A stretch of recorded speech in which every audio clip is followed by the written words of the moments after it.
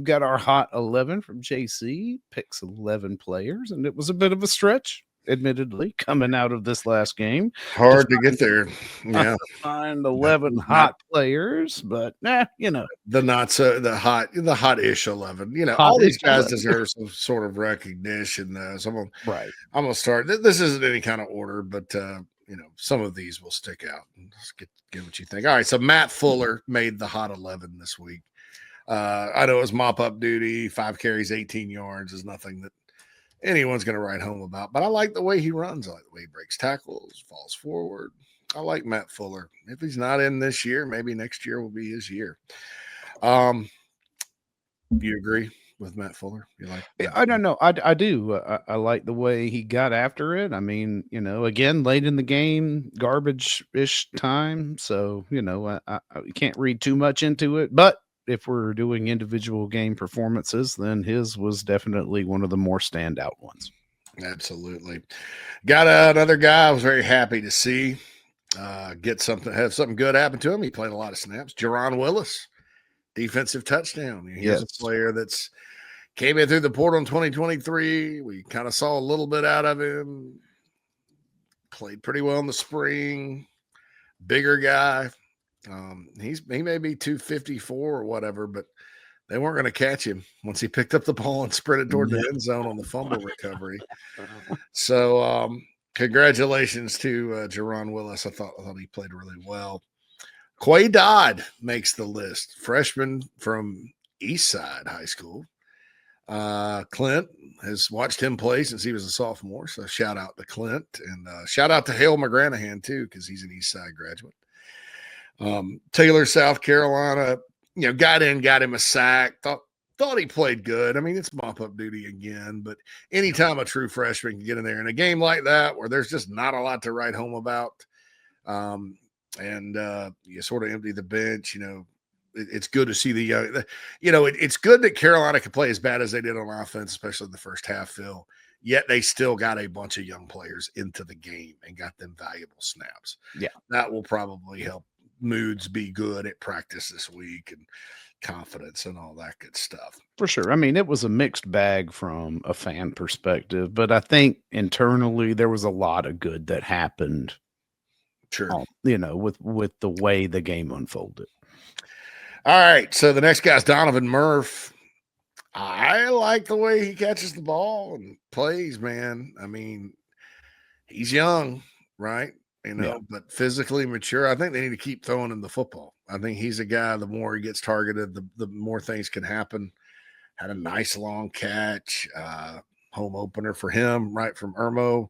I like Donovan Murph. I think he's one from recruiting that, a lot of time, Mike Morgan talked about freshman receivers and, so far through 2 games, Murph's been the guy as far as the freshmen are concerned.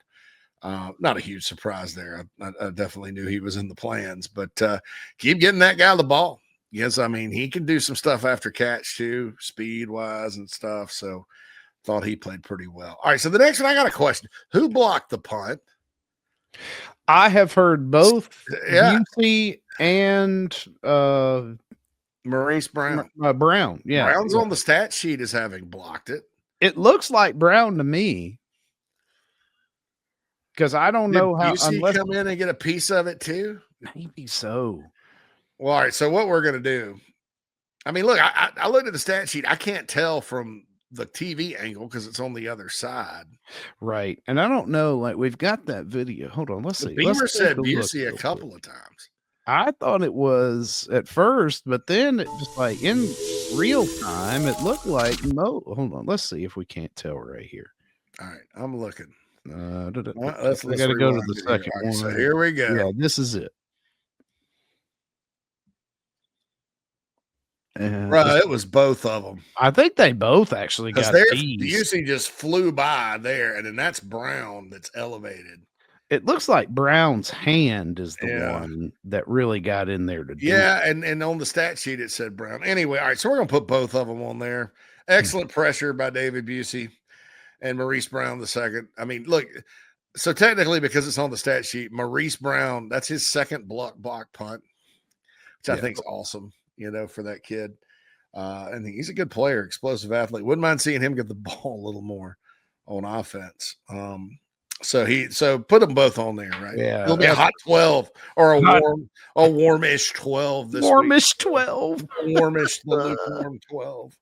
But no, I mean these guys all deserve. Here's Janice to punt it again. Yeah. I mean, listen, that special teams is doing their job, right? I mean, Yeah. that's been the most solid outfit that we've had, this season, and these guys deserve the praise. Yeah, know.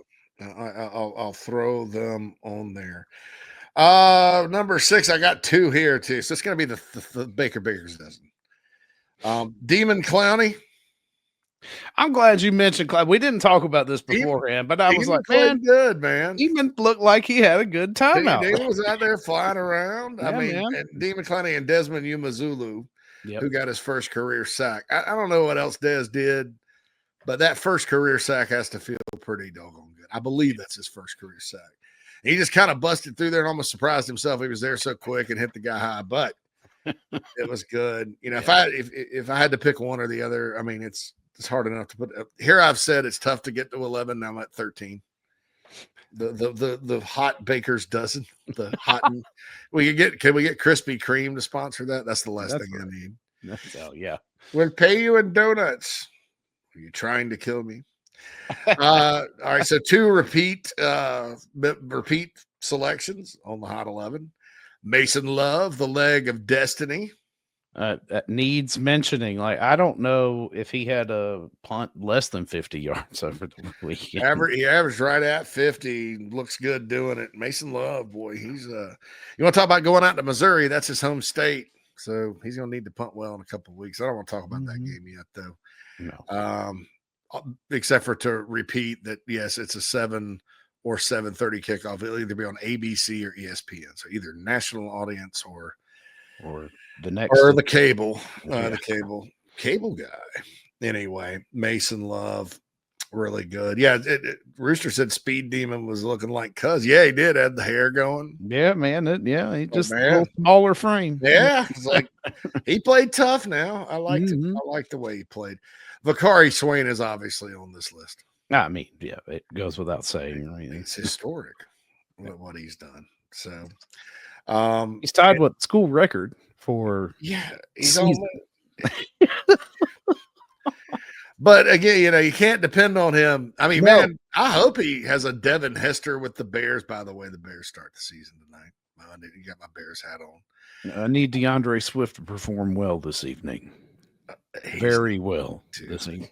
I hate Phil. I have some terrible news for you. Oh, don't worry. I'm not holding my. He's old and a step slow.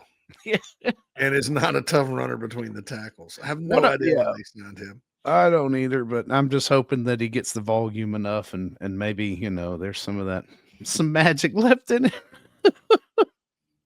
Yeah. So I don't have any, man. Anyway. What was I going to say here? Oh yeah, Mason Love. Yeah, Mason Love was on the show last year. Catapulted him into success. That's right. Right after he committed a couple years ago. Yeah. Brian Thomas Jr. One of his best games. Very effective. He got a sack.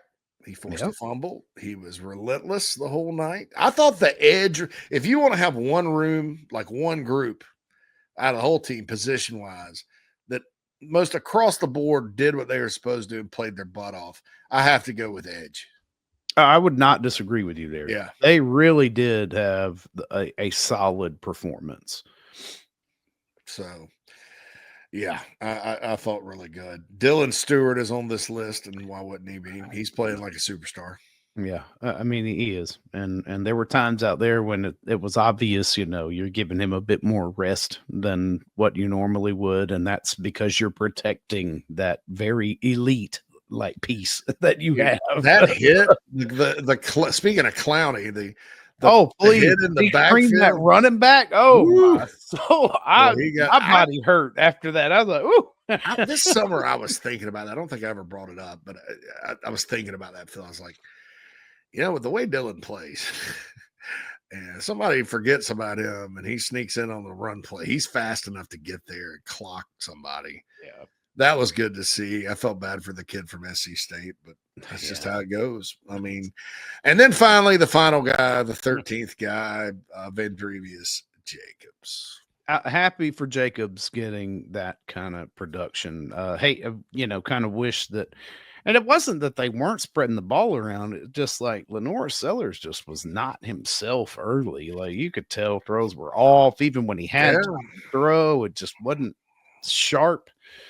Just a weird deal. Yeah, it really was. Just I'm hoping it's like just that statistical aberration, right? It's just like you just throw it out. This is an anomalous game, and you just toss it at the end of the year because it was the one that was just so far outlying. Yeah, an outlier. He's a rhythm player too, man. Like you notice in games, that's why he gets better and better. And he didn't get better week 1 to week 2, but that's why you can't really. I think you got to let him go play. And you can't go into the turtle shell offense. You just can't. I mean, I just don't ever think that's a good idea to do that with him. Because he like the Clemson game, man. Clemson, they could not block Clemson. They didn't block Clemson. They got some good run blocks and some good runs off, especially with Attaway, right up the gut a couple of times. But they couldn't block those guys and protect Lenore Sellers. It was, they were blitzing the crap out of them. Guess what? The Sellers internal clock, boom, boom, boom. He's quick, boom, boom, boom. Right up and down the field. I mean, that's kind of, and that's the thing is, you got that guy back there. Again, this is college football. Let's not waste time going through progressions if they're not there, if he's going to hold on to it too long, or if he's not going to see it. Just let him go. You can work on that along. But these next two opponents, they're not going to, you have no learning curve. You have no learning time. You have no time left. Yeah. This, what was it at Independence Day, Jeff Goldblum's? Time's up. Time's up. Go, you got to go win. And you got a weapon there in him. You got to go win. So let's go, JC and Mad Dog Bully on the Gamecock Show.